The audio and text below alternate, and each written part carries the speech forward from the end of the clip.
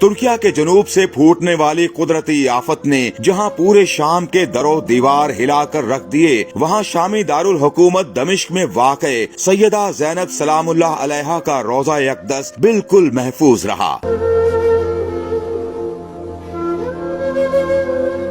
सानिया ज़हरा सलामुल्लाह अलैहा की बारगाह से आने वाली वीडियो में देखा जा सकता है कि ज़ल्ज़ले के दौरान रोजे की छत से पैबस्ता फानूस काफी शिद्दत से हिल रहे हैं, मगर खुशकिस्मती से ना तो कोई फानूस गिरा और ना ही किसी ज़ायर को कोई नुकसान पहुंचा।